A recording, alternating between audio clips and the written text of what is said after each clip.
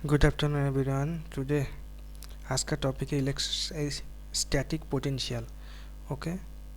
And यहाँ पे हम पोटेंशियल दिखाया है U is equal to half C V square.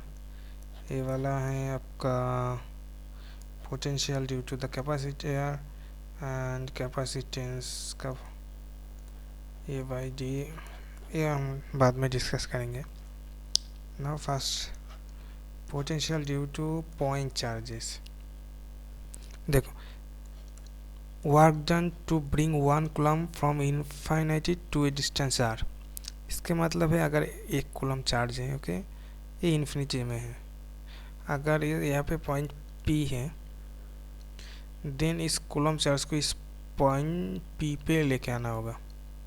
Now अगर 1 कूलम चार्ज यहाँ पे लेके आने, अगर कोई इलेक्ट्रिक फील्ड वगैरह है ही नहीं, तो वहाँ पे कोई वर्क डन होगा नहीं. मगर अगर आप क्यू चार्ज को यहाँ पे रख दिया तो इसके लिए यहाँ पे इलेक्ट्रिक फील्ड होगा. तो आपको अगेंस्ट द इलेक्ट्रिक फील्ड आपको कुछ वर्क करके यहाँ पे लेके आना होगा. एंड वही पोटेंशियल एनर्जी होता है. यहाँ पे देखो, पोटेंशियल एनर्जी का फॉर्मूला क्या होता है, V equal to 1/4 pi epsilon 0. ये कांस्टेंट होता है, okay, into Q by R.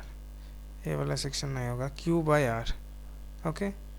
इसके मतलब चार्ज जो यहाँ पे है और R इज़ द डिस्टेंस, जो डिस्टेंस पे आप लेके आ रहे हो.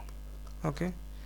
तो अगर कांस्टेंट का प्रोपोर्शन में कन्वर्ट कर दो तो V proportional to Q by R, V proportional to then 1/R.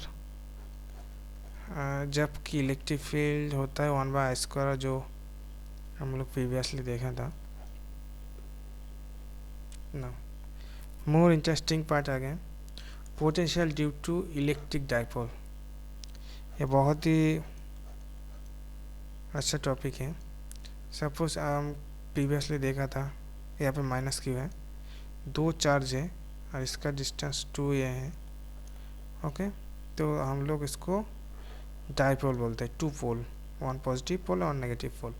तो पोटेंशियल का एनर्जी का फॉर्मूला क्या होगा, 1/4 pi epsilon 0, okay, P cos theta bye R. Okay. यहाँ पे देखो, यहाँ पे कोई चार्ज है और ये माइनस क्यू प्लस क्यू एक डाइपोल है. तो इस जो थीटा है इसको कॉस फंक्शन होगा, P is the dipole moment. Okay. P is equal to ये जो क्यू चार्ज इंटू इसको जो डिस्टेंस होते हैं, हमको 2a कंसीडर कर लेते हो, 2a. हमारा जो प्रीवियस जो वीडियो है वहाँ पे इसके बारे में एक्सप्लेन किया है. ओके. ना तार पोटेंशियल का इक्वेशन क्या हुआ, P cos theta by R². Okay. ना हम लोग 2 केस लेंगे. Okay. Theta is equal to 90 degree और एक केस में theta is equal to 0 degree. Okay. 0 means along the axis हो गया. सपोज यहाँ पे चार्ज है, कोई क्यू रख दिया तो थीटा इज इक्वल टू 0. तो क्या होगा इस केस में, cos 0 इज इक्वल टू 1, तो उसके मतलब पोटेंशियल मैक्सिमम होगा. ओके. यहाँ पे k इज इक्वल टू होगा 1/4 पाई एप्सिलॉन 0. यहाँ पे k is equal to constant consider किया. ओके.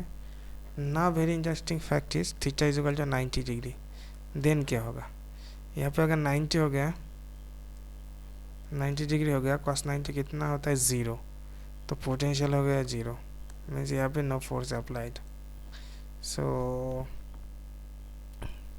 ये बहुत ही इम्पोर्टेंट है. इलेक्ट्रिक डाइपोल का जो पोटेंशियल होता है, ये बहुत सारा जॉब एग्ज़ाम है, एज वेल बोर्ड एग्ज़ाम में बहुत आते हैं. और दूसरी बात है, हमारे चैनल को सब्सक्राइब कर लो. जो भी क्वेश्चन है कमेंट पे बता दो, तो मैं कमेंट पर करके वो हम नेक्स्ट वीडियो पे सॉल्व कर देंगे. Now equipotential surface, this is also very important. ये जो पिक्चर देख रहे हो इसको इक्विपोटेंशियल सरफेस बोलते हैं. सपोज यहाँ पे हम लोग इक्विपोटेंशियल का सरफेस का मतलब क्या है, ये सरफेस है potential is same at every point. Means आपको ऐसा कोई ले लिया तो इस पॉइंट है, यहाँ पे 0.1, 0.2, 0.3 और ये यहाँ पे सेंटर है, तो 1 का जो भी होगा ये 2 पे भी सेम भी होगा, 3 पे भी सेम भी होगा, तो इसको बोलते हैं इक्विपोटेंशियल सरफेस। यहाँ पे देखो सेल आकार में यहाँ पे डिस्ट्रीब्यूट किया हुआ है। ओके, यहाँ पे भी सेल है, उसके मतलब हमारा देखो पहले इक्वेशन समझो तो इजी हो जाएंगे। v is equal to 1/4 pi epsilon 0 into Q by R. Okay, तो q तो फिक्स्ड है यहाँ पे इस सेंटर में, तो ओनली r के ऊपर डिपेंड करते हैं ना।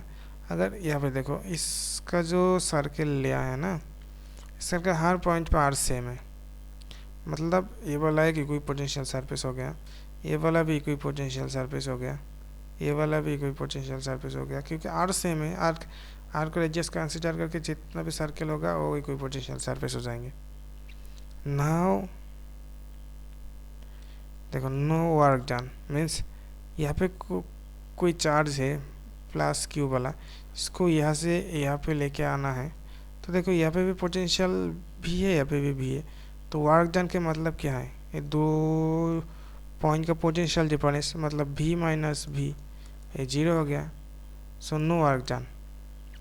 और स्ट्रॉन्ग फील्ड भी ऐसा है, हमारा फील्ड का ई इज इक्वल टू क्या है ना, कितना flux line per unit area पे निकला। देखो ये छोटा सर्कल है, ठीक है ना, फ्लक्स लाइन सेम होता है हमेशा, और k इंटू क्यू हमेशा सेम है। देखो ये 4 पाई आर स्क्वायर है,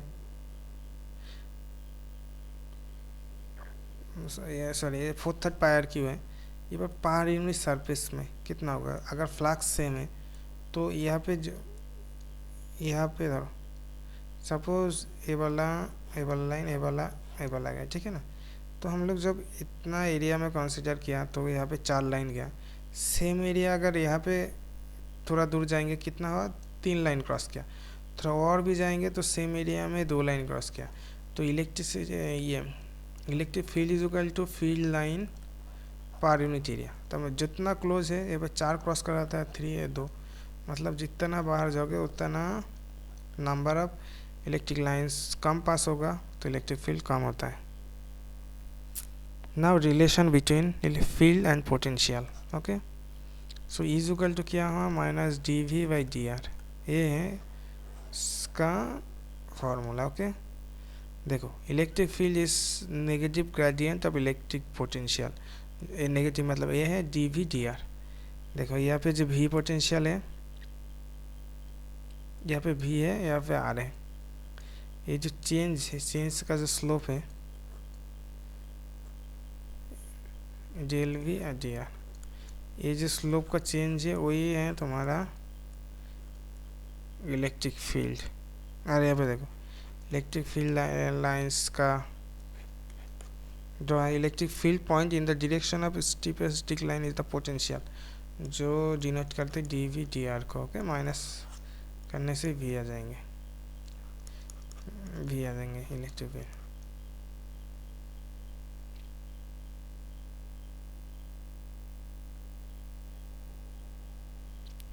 थैंक यू।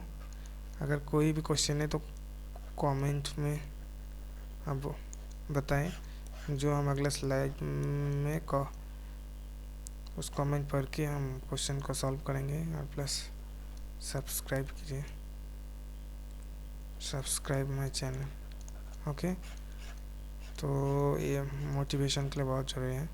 Thank you.